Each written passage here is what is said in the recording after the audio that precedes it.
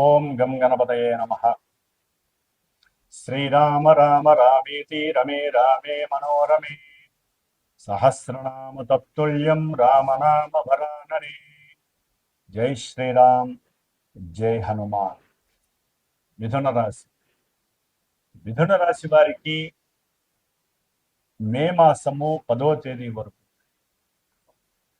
దశమ స్థానంలో ఉన్నటువంటి రెండు పాపగ్రహాలు కుజుడు, శనిగ్రహం.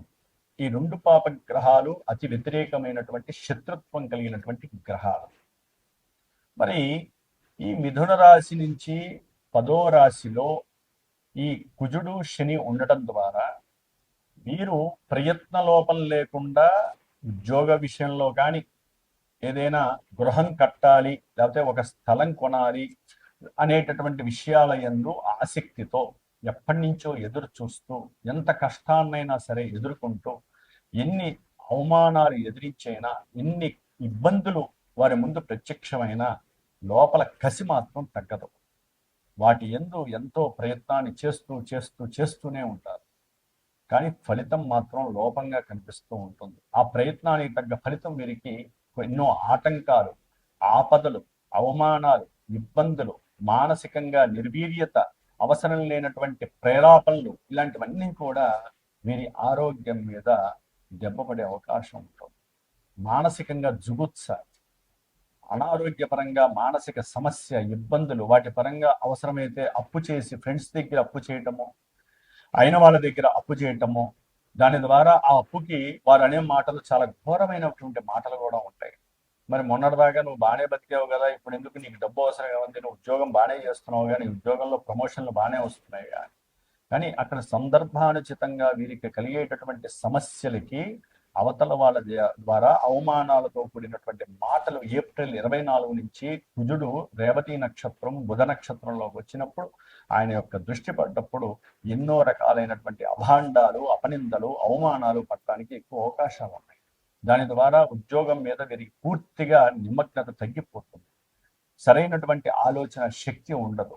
శారీరకంగా ఏదో లోపల ఇబ్బందిగా పడుతూ, దాన్ని మానసికంగా బయటికి ప్రదర్శిస్తూ, ఎవరైనా బంధువుల్లో మాట్లాడినా సరే కోపావేశంతో మాట్లాడటము, అలాంటి పరిస్థితులు కూడా ఎదురే అవకాశం ఉంటుంది. ముఖ్యంగా మిథున రాశి వారిలో ఎవరైనా సరే విద్యార్థుల కన్నా ఉన్నట్లయితే విద్యపరంగా వీరికి మానసిక అలసట ఎక్కువ అవుతుంది. ఏదో రాయాలి, ఏవో ఎగ్జామ్స్లో నేను పాస్ అవ్వాలి, నేను రాసే ప్రతి వ్రాత పరీక్ష నాకెందుకు ఫలితం దక్కట్లేదు అని కొన్ని రోజులు బట్టి మీరు చాలా బాధపడుతున్నారు. మే 10 వరకు అదే బాధ కంటిన్యూ అవుతూనే ఉంటారు. వాళ్ళు ఇష్టపడతారు, చాలా మంచి ప్రణాళికలతో చేస్తారు. ఎంతో కష్టమని తెలుసు. రాసే ఎగ్జామ్స్లో ఈ ఎగ్జామ్స్ నాకు చాలా కఠినంగా ఉంటాయని తెలుసు. కష్టపడతారు. ప్రయత్న లోపం అయితే మిథున రాశి వారికి ఉండదు, కుజశనులు అక్కడ ఉండటం ద్వారా.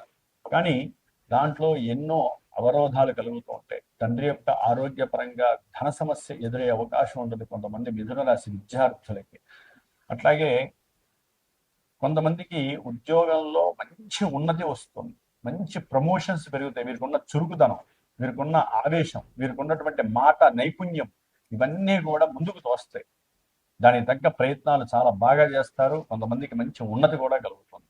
కొంతమందికి అదే సమయంలో డౌన్ఫాల్ కూడా దిగినవుతుంది. ఉన్న ఉద్యోగం పోవటం, మళ్ళీ కొత్త ఉద్యోగం ఎత్తుక్కోవటం. కొంతమంది విదేశాలలో ఉన్నటువంటి వారికి ఎన్నో ఇబ్బందులు తారసపడి ఇంకా మనం ఇక్కడ ఉండి ఉపయోగం ఏముంది అనేటటువంటి ఆలోచనలు కూడా వచ్చి, మరి విదేశాన్ని నుంచి స్వదేశానికి వచ్చి ఏదైనా ఉద్యోగం వెతుక్కుందామా, ఇదే కరెక్ట్ పనే అనేటటువంటిది ఆలోచన పెరిగే అవకాశం ఉంటుంది. ఇక్కడే ఆలోచించాలి.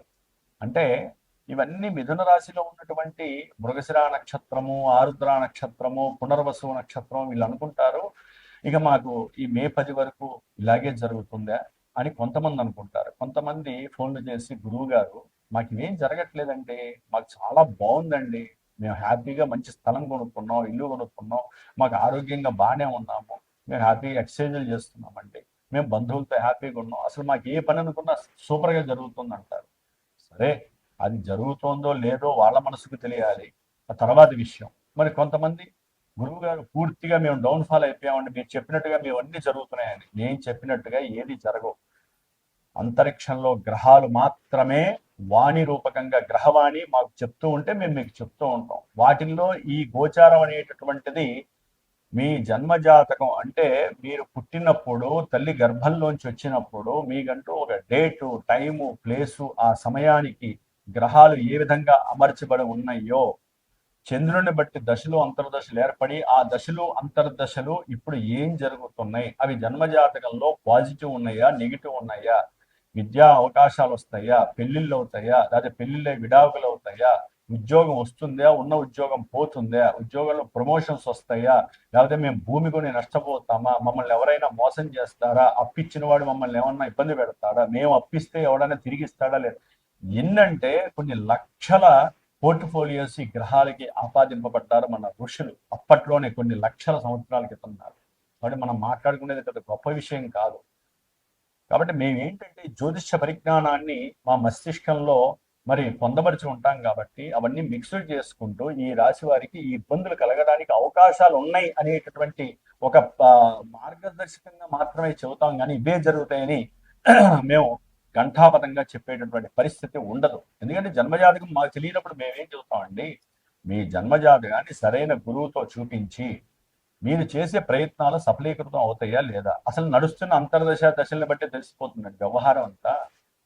అసలు మీరు ఏ ఏ దేని గురించి తాపత్రయపడుతున్నారో ఆ పని అవుతుందా అనేది అంతర్దశ తెలియజేస్తుంది. అది తెలియట్లే ఎంతసేపటికి మా రాశిది, మా నక్షత్రం ఇది, మా జాతకం చెప్పండి, మా పిల్లలు పుడతారా, మాకు వివాహం అవుతుందా, మాకు ఉద్యోగం వస్తుంది, మా వాడు ఉన్నత విదేశాలకు వెళ్తాడా, ఎందుకు విద్యలో ఆటంకాలు కలుగుతున్నాయి, ఎందుకు మా అన్నదమ్ములు కొట్టుకొని వస్తున్నాం, లేకపోతే మాకు స్థిరాస్తులు వస్తాయా, మా తల్లిదండ్రుల నుంచి ఆస్తి వచ్చే యోగం ఉందే. జన్మరాశిని బట్టి మానసిక పీడలు, మానసిక ఆనందాలు, వ్యవహారాల్లో జయాలు కొంతవరకే తెలుస్తాయి. జన్మజాతకంలో ఎన్నో మల్టీవేరియస్ మిక్స్డ్ రిలేషన్స్ ఉంటాయి గ్రహాల మధ్య. అవి ఉన్న రాశులు, అవి కలిసేటటువంటి అవి చూపించే చూపులు, వాటి యొక్క దృష్టి, అవి ఉన్నటువంటి నక్షత్రాలు, ఒకటి కాదండి ఎన్నో చూసుకొని చెప్పేవాడే గురువు, జ్యోతిష్య గురువు. కాబట్టి జన్మజాతకాన్ని చూపించుకోకుండా వ్యాపారపరంగా కానీ ఏ శుభకరమైనటువంటి ఈవెంట్స్ వైపుకి వెళ్ళకూడదని ఒక గురువుగా నా సూచన. అంటే తెలుసుకొని ముందుకు వెళ్ళండి, తప్పేం లేదు. గురువుతో చర్చించిన వాడు జీవితంలో ఎదిగే అవకాశం ఉంటుంది. టచ్ చేయొచ్చా, టచ్ చేయకూడదా, ట్రాన్స్ఫార్మర్ వెళ్ళి వాటేసుకోలేము. జ్యోతిష్యం ఒక ట్రాన్స్ఫార్మర్ లాంటిది. అది ప్రతిరోజు టచ్ చేసేది కాదు. మీరు రోజు దినఫలాలు వినొచ్చు, వార ఫలాలు వినొచ్చు, మాస ఫలాలు వినొచ్చు, సంక్రమణ ఫలాలు ఎన్ని విన్నా ట్రాన్స్ఫార్మర్ మీ జ్యోతిష్యం, మీ జాతకం. దాన్ని అవసరమైనప్పుడు మాత్రమే మనం టచ్ చేయాలి. అప్పుడు మనల్ని ఏం చేయదు, ఎందుకంటే గురువు ఉంటాడు. దాన్ని మీకు షాక్ కొట్టకుండా, మిమ్మల్ని ఏం కాకుండా గురువు అనేవాడు కాపాడుతూ ఉంటాడు. కాబట్టి ఆ విధంగా ప్లాన్ చేసుకోండి. ముఖ్యంగా మిథున రాశి వారికి విశేషమైనటువంటి కొన్ని ప్రమాద సూచనలు కూడా కనిపిస్తున్నాయి. విశేషమని ఎందుకన్నారంటే కుజుడు, శని అనకూడదు కానీ పాపగ్రహాలే కాదండి, మహాశత్రుత్వపరమైనటువంటి గ్రహాలు. ఈ యొక్క కుజుడు చూస్తే జన్మరాశిని చూస్తున్నాడు. అట్లాగే చతుర్థం ప్రయాణ స్థానాన్ని చూస్తున్నాడు. ముఖ్యంగా శని మహానుభావుడు 12వ స్థానాన్ని అష్టమాధిపతిపై చూస్తున్నాడు, నవమాధిపతి. అంటే దూర ప్రయాణాల పరంగా ప్రయాణ ఆటంకాలు, ఆలస్యాలు, వద్దులే తర్వాత వెళ్దాం అనుకున్న వాళ్ళు కూడా ఎవరో ఒకరు బంధువుల ద్వారా, లేకపోతే ఇంట్లో మేనమామలో, మేనత్తులో ఎవరో ఒకళ్ళు ఫలానా క్షేత్రానికి వెళ్ళొద్దాంరా బాబు అని చెప్పి ప్రయాణం కట్టుకొని వెళ్ళేటప్పుడు కొన్ని ప్రమాదాలు జరిగే సూచనలు ఉన్నాయి. మిథున రాశి వాళ్ళు జాగ్రత్త పడండి. మే 10 వరకు ప్రయాణాలను ఆఫ్ చేసుకోవడం మంచిది. విద్యార్థులు కూడా కొత్త విద్యల యందు ఆసక్తి చూపిస్తారు కానీ జరగడానికి అవకాశం లేదు, జాగ్రత్త పడండి.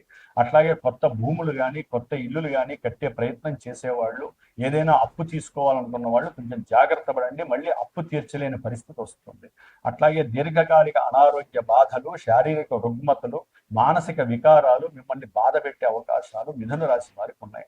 కాబట్టి ఏదేమైనప్పటికీ ఒకటి గుర్తుపెట్టుకోండి, ఈ మే 10 వరకు ఈ కుజశనుల యొక్క అత్యంత కిరణ శక్తిని మీరు తట్టుకోవాలంటే వాళ్ళిద్దరికీ అధిష్టాన దేవత అయినటువంటి హనుమంతుడి యొక్క అనుగ్రహాన్ని పొందండి. అట్లాగే స్వామివారి యొక్క హనుమాన్ చాలీసా రోజు మీకు అవకాశం ఉన్నప్పుడల్లా పారాయణ చేస్తూనే ఉండండి, లేకపోతే వినండి. శ్రీరామ తారక మంత్రాన్ని రోజు చదువుతూనే ఉండండి మానసికంగా. లేకపోతే జై శ్రీరామ్, లేకపోతే శ్రీరామ శ్రీరామ శ్రీరామ శ్రీరామ శ్రీరామ అంటే స్వామివారు తన యొక్క లాంగూలంతో మిమ్మల్ని కాపాడుతూనే ఉంటాడు. అంతటి శక్తి ఉంది.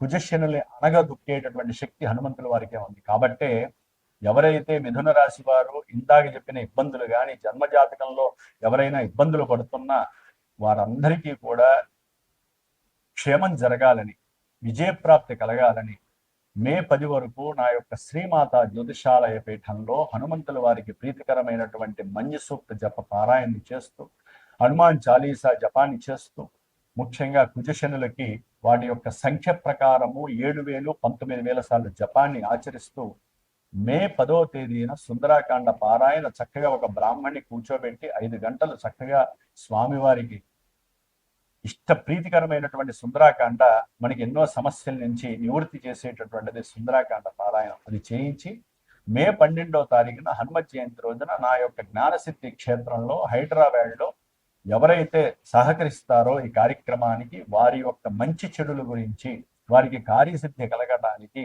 ఆ యొక్క స్వామివారి కార్యసిద్ధి హనుమాన్ రక్షా మంత్రంతో చక్కగా హోమం చేసేటటువంటి ప్రయత్నాన్ని చేస్తున్నాను. ఆ తదుపరి ఈ యొక్క జపతీర్థానికి సంబంధించిన కంకణ రక్షని, అట్లాగే హోమ రక్షని కూడా మీకు ఇచ్చేటటువంటి అవకాశం తీసుకుంటున్నాను. కాబట్టి మీ ప్రయత్నాలు, మీ మంత్రాలు, మీ తంత్రాలు మీరు చేసుకుంటూ ఒక గురువు, అట్లాగే ఒక మంత్రబలం ఉన్నటువంటి గురువు ద్వారా చేయించుకునేటటువంటి ఆ శక్తి వలన మీకు ఆ రక్ష 48 రోజుల్లో మీరు అనుకున్న కార్యసిద్ధి జరగడానికి అవకాశం ఉంటుంది. నమ్మాలి, జ్యోతిష్యాన్ని నమ్మండి, పరిహారాలు ఆచరించండి. ఇప్పుడున్నటువంటి కుజశనుల యొక్క దోషాన్ని హరించాలంటే హనుమంతుల వారిని చక్కగా ఆరాధించండి, మీకు శుభం కలుగుతుంది. జై శ్రీరామ్, జై హనుమాన్.